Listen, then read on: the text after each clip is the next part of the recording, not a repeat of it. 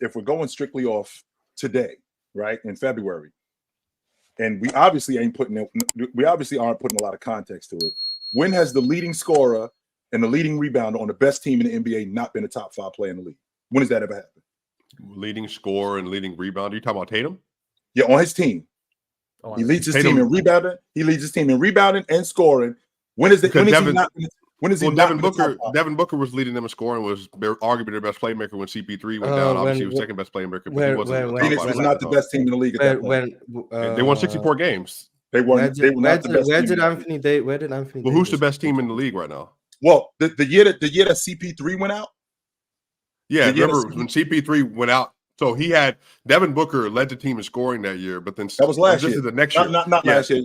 Are you talking about the year? This is the next year after the 21 year. After the 21 year. After the finals. Didn't he miss 25 games that year? CP3? Yeah, not CP3. Devin Booker. Didn't he get hurt that year too? I think CP3 was hurt that year too. Yeah, and Devin Booker got hurt. I think he missed like 20-something games. Jayson Tatum plays every night.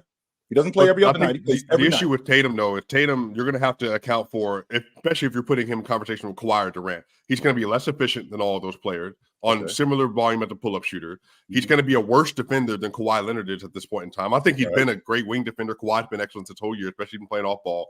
I think, and then on top of that, if you're putting floor raising in there, Kevin Durant started this year off. You remember when he didn't have anybody on his roster, Devin Booker was in and out of the lineup. It was him and Yusuf Nurkic, no Bradley Beal, and I think he was sustaining them at a level of success I don't think Tatum has been able to prove this season. And then on top of that, Tatum has the best team in the league, meaning that when he's on the court, they're an excellent team. But guess what? When he's off the court, they're an excellent team. They're still performing like a top 4 team in the NBA when he's not on the court. So I think a lot of this is, you can say he's doing the best with what's around him. I agree. Right. But I think if you just put him like player for player with Tatum, Kawhi, and KD, I think equivocally Tatum is the worst player this season of all of those players. But it doesn't mean he's having a bad season. Those players are just being asked to do, I think, a little bit more, and I think they've just been better versions of what Tatum is, meaning two-way wings that have elite offensive upside. And on top of that, I mean, Tatum is shooting like, for the last stretch of the year, he's been shooting really well as a pull-up three-point shooter. But before that, he was shooting like 28% from three on like 8 pull-ups a game from the field. So I just think there's holes in Tatum's game and his decision-making, not necessarily his skill set. As a post player, he's been excellent this year.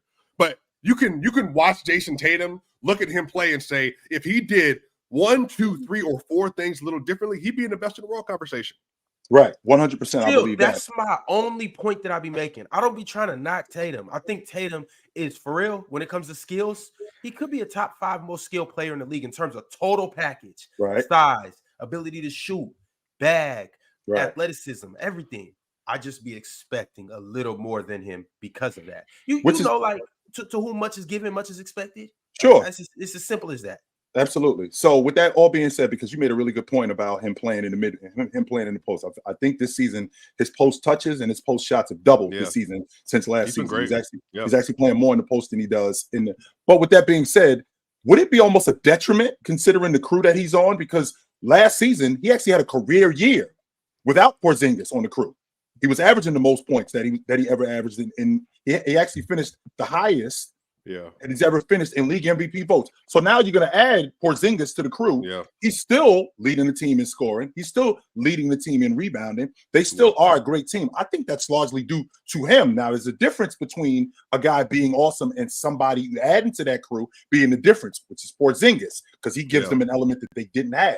They didn't have a guy that you could put in the middle of the zone. They didn't have a stretch 5 who can now stretch the defense. They didn't have that, which now going to that may take a little bit away from Jayson Tatum's game overall. So Kevin Durant. Don't you think if he was a better playmaker passer, like he would be able to accentuate that even more? And I'm not saying that he's not like improved, but I think if you just said 5, like if you got Jokic, you got Embiid who's out, you got Giannis, and then you got Luka, and then you get into that 5th spot. Well, now you're going to toss up between Anthony Davis, Jayson Tatum, Kawhi Leonard, Kevin Durant. I mean, there's other players that are kind of in this tier that I think have outperformed what Tatum has been. And guess what? If he was having as good of a year as some of these other dudes right now, I don't even think the MVP conversation would be much of a question.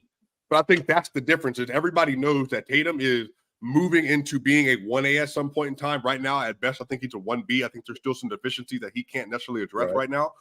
But if he was having a year Luka or Shea was having, this wouldn't even be a conversation. It wouldn't be a conversation at all. I think you're right on that. I do think you're right on that. And with that being said, if you look at what Shea is doing in Oklahoma City with the crew he has, I mean, could I not say that the same thing that Jayson Tatum would be doing with a bunch of young guys? I mean, because it's not like Shea is on a bomb squad.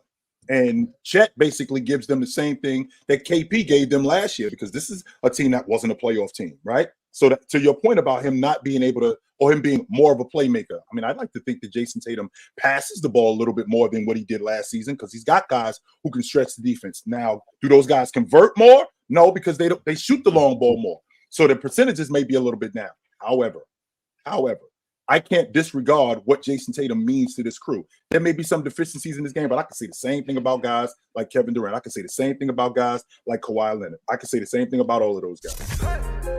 It's the player choice way. Yeah, them boys don't get it started. The player choice way.